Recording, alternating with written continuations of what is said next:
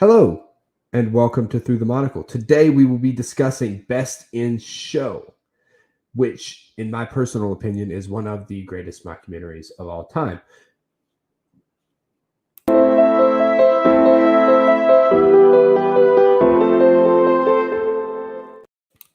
Hi, I'm Grant Ingram, and this is Grant Skillen. Hello. I accidentally clicked him in a little early, but if you stayed through that heck of an intro, welcome. And Grant, how are you doing today? I'm doing well. How are you doing? I'm doing really well. Got to watch a cool movie, get to talk about it in front of people. What's not to like? Yeah. So Yeah, I was looking up a thing as I didn't realize I was going to be on screen. So hello everyone. yeah, he was not supposed to be. I clicked him in early, and yeah, no, sorry, it's been a bit of a long day, but we are here to talk about Best in Show. This is the third in our series of mockumentaries. Next week's we're not quite sure about. We're going to talk about that at the end of this, and then yeah. So Best in Show, Grant, do you want to kind of tell them what this is? Yeah, so this is a mockumentary about a dog show where they have just some different types of characters. They have different types of dogs. They've got just about every variety of character you can imagine. Um, for the most part, it's pretty good. We talked about my thoughts a little bit before, but what are your wow, So I what are think some this of your is thoughts? one of the funniest movies I've ever seen. Like it's just all the characters feel very real. Everyone seems to be, I mean, alive, but also there are some that are just straight up stereotypes, and that's part of it. Like for example, Christopher Guest's character is very much just a Southern dude. He has a bloodhound. His dad owned a bloodhound, but his dad's brother owned blue tick hounds. And that was a big part of conflict in his life. Um, like I don't know. I just really enjoyed his character a lot. Specifically, he was just really funny. My great granddad I grew up with my great granddad quoting him, which I've always thought was really funny. Yeah, no, Um, he was a good character. So as I mentioned, this is like a mockumentary about a dog show. So you've got all the owners, you've got the dogs, and you've got the interactions between the owners and other owners, and the owners and the dogs, and yeah, the owners and other people. Um, no, that's not a great synopsis, but it's it's really entertaining. I enjoyed it more once you get to the actual dog show. Some of the parts before it just didn't connect with me as much. Once you get to the dog show and they get the commentators were great. Um, and just how it all went after that point, I really liked. Like I said, I wasn't a huge fan of the first part, but no. That's what she said. I was waiting on that. Yeah, no, I completely get it. I really enjoyed kind of the lead up to it. I personally I guess we're gonna kind of talk spoilers because the movie's 20 years old, which is weird because like this came out in 2000. It's This 23 movie's years older old. than both of us. Yes, but it's 23 years old. Um, I will say I really enjoyed as they were kind of going into the dog show. I think my favorite moment was so Eugene Levy, his wife is Catherine O'Hara. We're gonna so that Eugene Levy plays Jerry Fleck. Catherine O'Hara's Cookie Fleck. We find out that Cookie Fleck had hundreds of boyfriends throughout, like before she met Jerry, and everyone in the world seems to have been one of those boyfriends, which Yeah. makes it hilarious. One such boyfriend was a dude named Max. Max Berman, played by Larry Miller, who he seemed to be like a firefighter. He talked people down from things. Like when they were about to jump off a building, he would talk people down, and Jerry asked him kind of, how how many people do you usually see that jump? And he goes, well, they all jump. That's just the trick of the trade. Yeah. They all jump, and then we go outside and we see that Max's son is holding the dog, and he's like, I'll gouge your eye out with my thumb. And he's like the worst person to talk people off of like buildings ever. Yeah. And And then so the wife has a quote. Let me find the quote real quick, but And when they're trying to talk down the son, the wife is like, "Hey, don't engage him. Don't have eye contact. He doesn't do well with that." Yeah, it's I've actually got the thing like right. Don't look him in the eye. It challenges him. He doesn't like that. Yeah, Yeah. Um, this movie is 90% improvised. Like the actual narrative list only was 16 pages. interesting.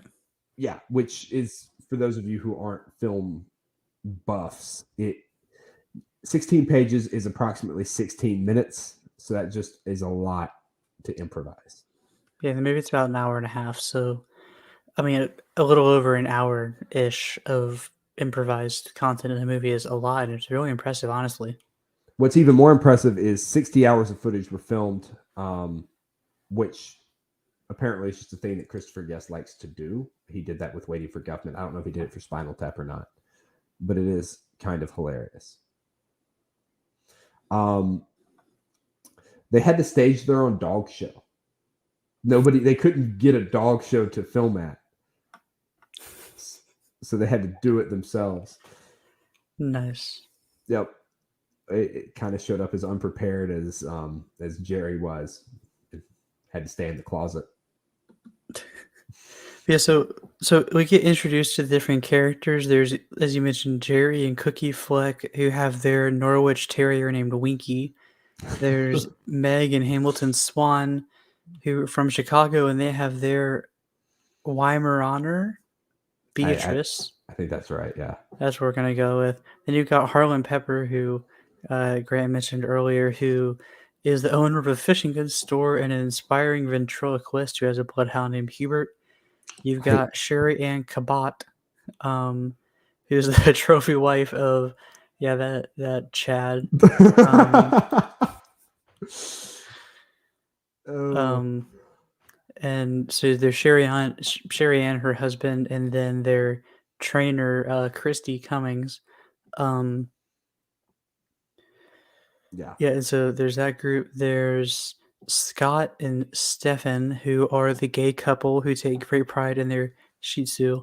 I appreciate you pronouncing it like that. That's not one you want to mess up.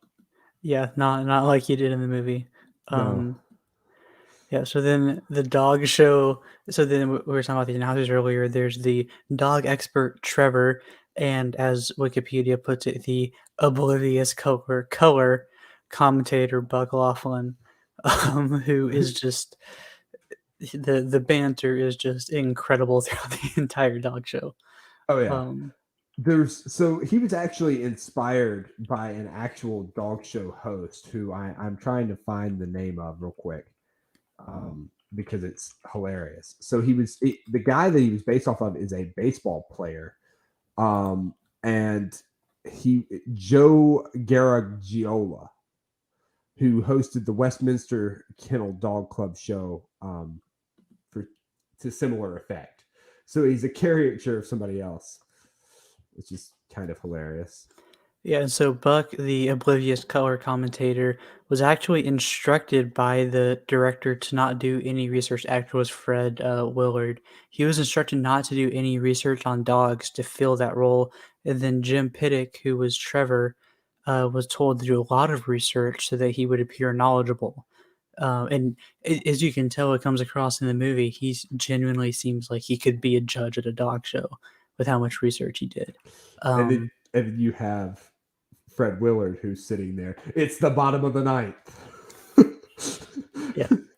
Yeah. Yeah. No, it works perfectly because you've got like, I'm not gonna say I would have made the same jokes you did, but you've got like me who knows nothing about dog shows up there doing color commentary, and then you've got like the dog expert, and it's like, just the banter, if you even want to call it that, between the two, and just the back and forth is hilarious. I don't know that you would make the same jokes. I think yours might be worse, but it is very believable. Fred Willard shot his entire part in a day and a half, which is nuts. Jane Lynch, who played Christy Cummings, got casted after Christopher Guest had directed her in a Frosted Flakes commercial. Sounds right. Um, there's a lot of just interesting trivia behind this. I think the best part about it, though, are the songs. So Eugene Levy wrote Terrier songs for this movie. They are Unfortunately. terrierable. That's what she said. All right, everyone, this is my show now. I've been removed. As is There we go. expected. Yeah, that joke deserved it. No, but they really are terrierable. they are, and it's a combination of the songs, and it's a combination of, no offense to the actor and actress, but they can't sing very well. What's up, detective? How you doing? What's up? Yeah, so detective, we are reviewing Best in Show. So we're just been kind of going over the different characters and stuff. There's a lot of quotes, especially from Buck, that are just hilarious. After the dog jumps up on the show judge, he goes, "He went for her like she's made out of ham." Yes, that's one of my all-time favorites. I also enjoyed Christopher Guest, the nut listing. Yeah, pine nut. I gotta see if I can find the actual list of nuts because it was hilarious. Yeah, while Grant's looking for that, there's another quote from Buck, where he goes, "The doctor question." He's interviewing I believe it's the guy who runs the dog show, and he goes, "Doctor, question that's always bothered me and a lot of people: Mayflower combined with Philadelphia, a no-brainer, right? Because this is where the Mayflower landed. Not so. It turns out Christopher Columbus actually set foot somewhere down in the West Indies. Little known fact." And then the guy is just sitting there shocked. He's like, "Yeah, that's got nothing to do with it." Yeah, because Christopher Columbus was on the Mayflower, as is widely known and taught in schools. So Yeah. I found the list. I found the whole quote, and so I'm gonna do the whole quote. I'm also on Fiverr now, so if you want me to do this voice professionally, just hit me up. I used to be able to name every nut there was, and it used to drive my mother crazy. She used to say, "Harlan Pepper, if you don't stop naming nuts," and the joke was that we lived in Pine Nut, and I think that's what put it in my mind at that point. So she would hear me in the other room, and she'd just start yelling. I'd say peanut, hazelnut, cashew nut, macadamia nut. That was the one that would send her going into crazy. She'd say, "Would you stop naming nuts?" And Hubert used to be able to make the sound. He couldn't talk, but he'd go, "Rawr, rawr." And that sounded like macadamia nut. Pine nut, which is a nut, but it's also the name of a town. Pistachio nut, red pistachio nut, natural, all natural white pistachio nut. And it's just like this 1.5 minute long scene where he's just driving along naming nuts. Like, I personally love the all natural white, because the rest of them aren't all natural. It's just the white pistachio nut. Yeah. So before the dog show, they have everyone obviously coming from their different areas, and so you've got the Flex coming from wherever they're from. I've already forgotten. Florida, yeah, but they are on the way there. The wife is like, "Hey, let's go 140 miles out of the way to go stay with someone that they had met a few years ago." Who, of course, was an Was one of her ex-boyfriend. boyfriends. Yeah. And so that's where what Grant mentioned earlier. For anyone who wasn't here, there's a scene where that guy is he's the people they use to try to talk down people who are wanting to jump. And he's like the and worst guy to possibly be doing it. He is the worst guy that could be doing it. I had a quote and now I've lost it. Give me just a moment and I'll re-find this quote. Okay. In the meantime, I do want to say when we first meet Jerry, he starts talking about why he can't dance. And he's like, "I can't dance. I've got 2 left feet." And Cookie goes, "I thought he was kidding." And Jerry goes, but I wasn't. I was born with 2 left feet, which is paid off when he's walking his dog around the dog show. And Fred Willard's character goes, I think there's something wrong with his feet. And you look down and he's got 2 left feet. The only thing Fred Willard got right in this whole movie. Yeah. So he's talking about back to my thing. He's talking about how he had a terrible day. You know, you have a bad day, someone returns a sweater. I have a bad day, lives get lost. And he's like, I'm the chief hostage negotiator for the Akron and Tri-County area, and I talk people down. Whenever they get a jumper on a big building, they call me. And so Jerry goes, oh, how many people have you talked down? I mean, is there like a whatever? He goes, well, they always jump. I've got news for you. It's a little secret from the trade. They all jump, but today we had a tough one. I won't go into detail about what actually happened in that one, but it's particularly gruesome. But then he that does goes into right at the dinner table. Yeah, during dinner he goes into it, and then goes into the story of him and Jerry's wife.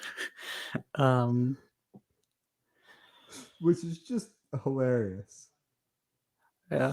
But then Jerry goes, well, it was a long time ago. And then Max comes in. It seems like last week, I'll tell you that. It's just funny when they go into the guy's house and the guy's wife is there and the guy just starts kissing Jerry's wife and the other wife doesn't even care at all. No, Jerry's just like, yeah. I personally enjoy, as part of that running joke, at the end of the movie, there's this dude in the recording studio where they're recording their Carrier Bowl songs. And he realizes he knows Cookie because everyone knows Cookie. And he says, quote, I've banged a lot of waitresses in my day, but you were the best. And Cookie said, you don't forget the best. It's just laughing the whole time. Like, it's just a running gag. And she finds it hilarious. And Jerry's just sitting there terrified. Yeah. Yeah. What is the other name? I have forgotten. Hamilton. So we got Meg and Hamilton Swan. And so they talk about the story of how they met. And they go, we met at Starbucks. Not at the same Starbucks, but we saw each other at different Starbucks across the street from each other. Then they get into you know, how like the Hamilton was like, oh, I wanted to go meet her, and the next weekend when like it was the same time, he went to the other one, and so did she, and so then they then swapped, and then they were talking about what type of drinks they were drinking, and they remembered, and they start going into he goes into I remember I was drinking a grande espresso. She was like, I know, and I remember. And it's just like I was drinking cappuccinos, then I switched over to lattes, and now it's a double espresso macchiato. He says these days I'm a big chai tea / soy milk kind of guy because of the lactose. You're lactose intolerant now. He's lactose intolerant. I just, dude, every detail of this movie, you almost can't make it up, which is what's so hard, which is what's so hilarious that they made it up on the spot. Like, imagine improvising this. I also enjoyed where Christy and Sherry Ann were talking. She's like, it's interesting. We have kind of a family dynamic going on here, which pretty much mirrors what I grew up with. I'm the mommy / daddy, the taskmaster, and the disciplinarian. Sherry Ann goes, Mr. Punishment over here. And Christy goes, oh, but I also reward. And Sherry Ann is responsible for the unconditional love. Sherry Ann goes, and the decorative abilities. And then Christy says, the heart and the soul, which was what my mom did. That was her role. She was there for the unconditional love, and it worked for my family, you know, until she committed suicide in 81. Which isn't funny, but it is funny. Like, they found a way to make that funny somehow. Yeah. So then kind of back to the actual dog show, you got Buck, who is just absolutely clueless about dog shows. And he's talking about which dogs are fast and which ones are slow. And he goes, now tell me, which one of these dogs would you want to have as your wide receiver on your football team? Which one would be the wide receiver and which would be the tight end? Yeah, you got your receiver, you got your tight end. Which one's which? Yeah. And is this one faster than a greyhound? Could it beat a greyhound in a race? Was another good one. That thing. Let's see if I can find another quote.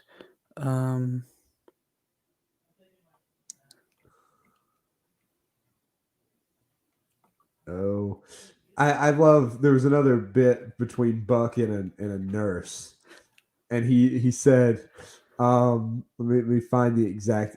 He goes, "Tell me, do you know the difference between a rectal thermometer and a tongue depressor?" Nurse, no. Remind me to never come to you for a physical. Then there's another line where he goes, "I don't think I could ever get used to being poked and prodded like that. I told my proctologist one time, why don't you take me out to dinner and a movie sometime?" And Trevor goes, "Yes, I remember you said that last year." Oh, I enjoyed the where they were like fondling the dog initially, and he's like, "What is she touching now?" And the guy's like, and I don't remember exactly what he said, but then Willard's just like, "Oh," which was, I don't know. It was really funny in the moment. Fred Willard was fantastic in this movie. He was the Jason Bateman character from Dodgeball, but I think this actually came out before Dodgeball. So, yeah. Yeah. He also another not reading that one. Another line. I hate to go on a I was reading too far ahead there. I hate to go on a date with Judge Edie Franklin and have her judge me. That'd be no fun. That was from that thing I mentioned earlier, and then it cuts to her, and she's just like this really old woman. Yeah. Then at the end, when they're bringing out the trophy, he goes, "I've taken a sponge bath in smaller bowls than that." Yeah, I like when Scott Donlin and oh, I'm trying. I gotta find the guy. I don't. And Stefan Vanderhoof. Which, by the way, I love how their names were like swapped from what they actually seem to be.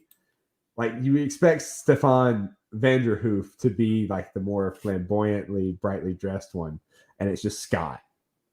Like that's just kind of funny to me. But the hotel manager says to him, "We have you down for a queen," and Scott says, "What are you suggesting, my dear man?" Yeah. You missed I will say you missed one of the cookie references. You missed Bucks where he goes, "The handle looks familiar to me." Yeah, I did miss that one. That was hilarious. I also love when Scott was introducing Stefan, and he's like, "This is my euphemism, Stefan." Oh, Yeah. But then when Stefan and Scott are packing to actually go to the event, he packs like 8 different it wasn't suits, what kimonos? yeah, shirts Yeah, essentially. he packs 8 different shirts for a 48-hour trip. But he was gonna pack 7, and then Yep. Stefan reminds him that it's a 48-hour trip to Philadelphia. He's like, "Oh, I need 8." Then Yep, one more. Wait, not quite enough yet. I like Scott's quote. "She looks like a cocktail waitress on an oil rig." Gosh. Yeah, the reason we're just quoting a lot of stuff is because that's really what this movie's about. Like it's meant to be a mockumentary. It's meant to be sort of a comedy. It's meant to be funny. Um, It's yeah, literally 90% improvisation. So I don't know how much of the story they had set up, but essentially everybody goes to the dog show. The dog show happens. Everybody leaves from the dog show, and the entire time they're just talking for the most part.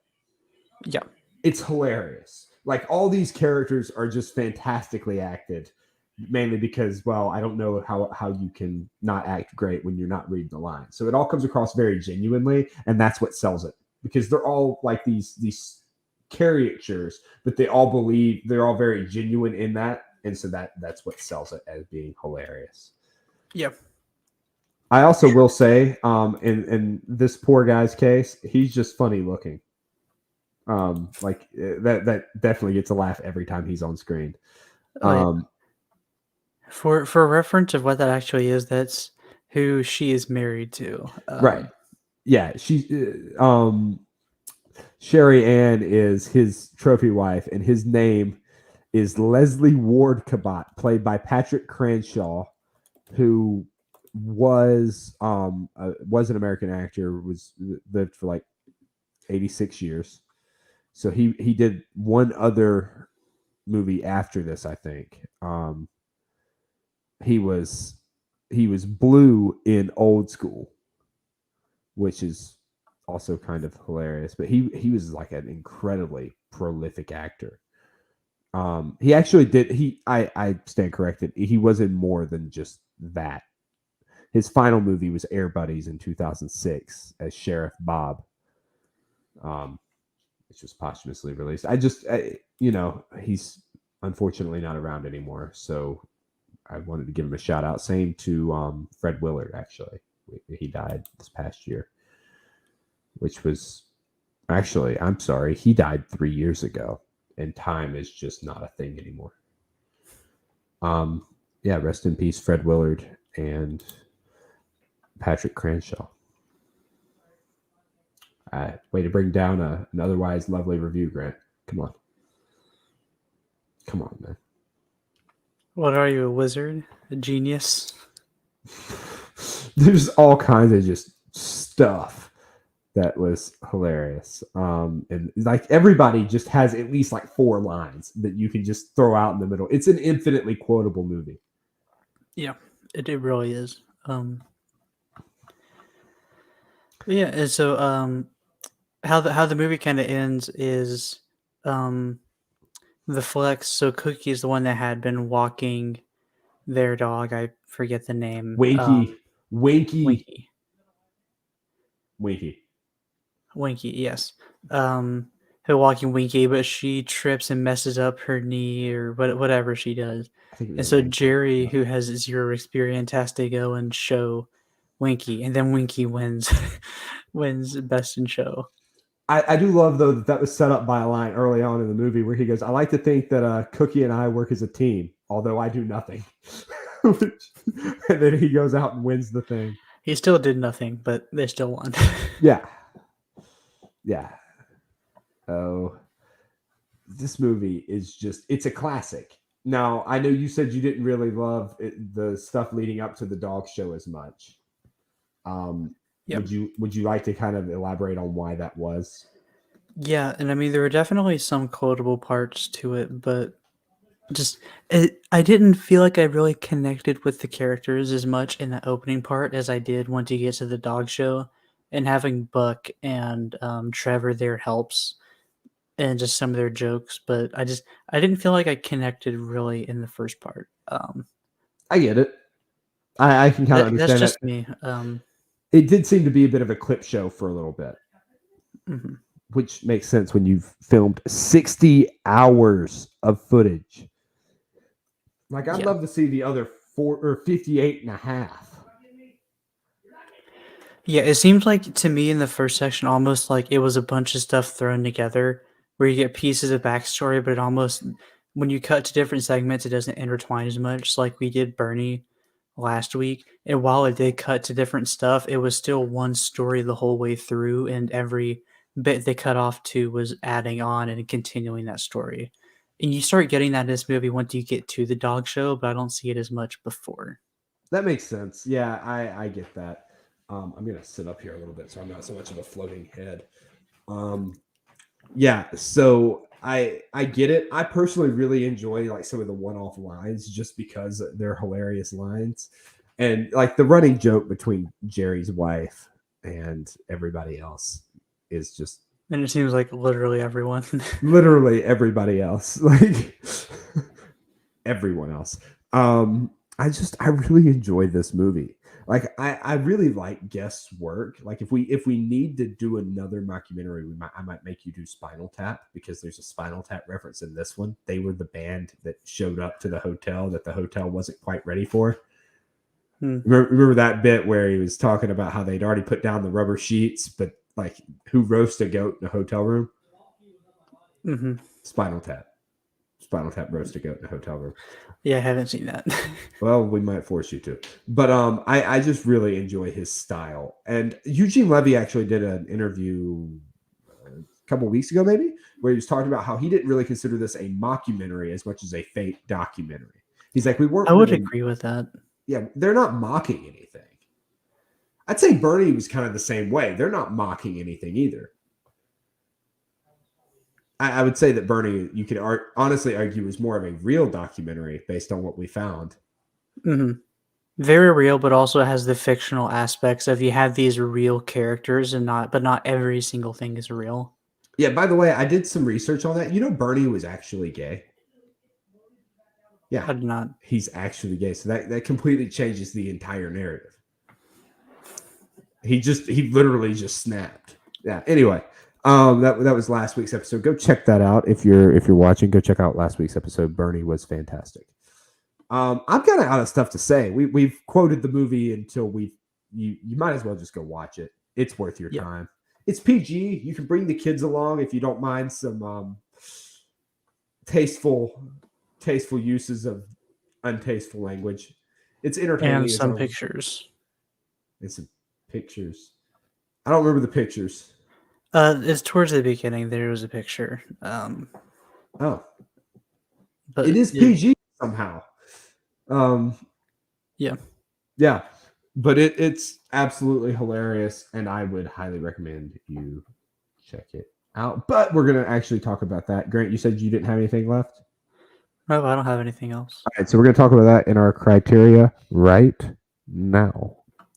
So, Grant, would you say this movie is rewatchable? I would say it is. Although if I go back to rewatch it, like I said, I might skip that first part, but it's definitely still got like the one-liners and jokes in there. It's definitely rewatchable. Yeah, I agree. Do you think it kind of succeeded in what it set out to do? I would say so. Yeah. I mean, my opinions are my opinions, but I think my opinions don't line up with most people's because if you look at the Rotten Tomatoes, it's got a 93% tomato meter and an 88% audience score. Which is insane. Yeah. It's just fantastic. It's really funny, at least to me. And then I guess finally, would you say it passes or fails? I would say it's a pass. Okay. I don't like, even though, like I said, there's the part I don't like, I'm not going to sit here and say it's not like a good movie and it's not a pass. It definitely is. It's just, I didn't enjoy the part of it, but the rest of it I did. Yeah, I feel that. So as far as next week, because I agree it's a pass, we're going to we're going to do another little intro here.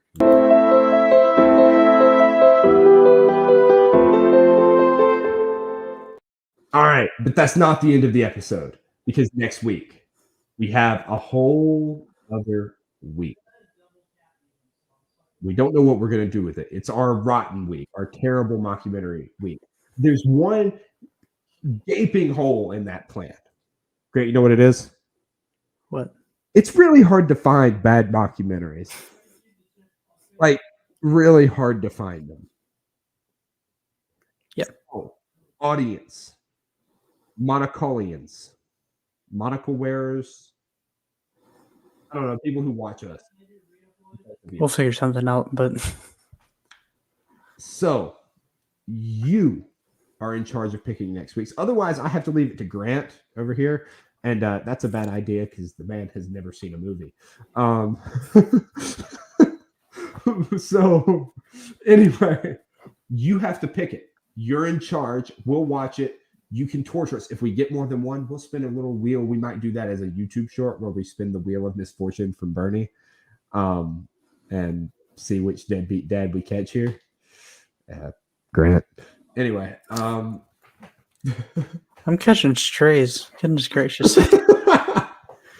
Anyway, so yeah, we've got a couple of ideas that are backups, but we really do want to see what you have to give us. So if you'll just leave that in the comment section, we'll spin a wheel, or I'll have Taylor put it up on the Culture Nerds social media, and we can do it that way.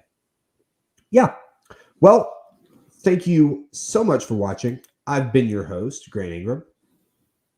And I've been your co-host, Grant Skillen. Thank you to each of our Patreon supporters, and Jose for the logo, and Taylor for the intro. Yeah, and speaking of those Patreon supporters, if you want to support us, you can go to Patreon, patreon.com/theculturednerd. And there there's a different tier for each show. You can click on our tier, which is through the monocle, and you can throw your money at the screen. Thank you again so much for joining us. And if you enjoyed this, please leave it a like, subscribe, tell your friends about us, like Michael Keaton says. If you want to check out the rest of what the Cultured Nerd has to offer, scan this QR code on the left. And if you want to check out our other show, Much Talk About Nothing, the long dormant but much beloved show, you can scan this QR code on the right. Anyway, thank you so much, and let us know what we're talking about next week. We will see you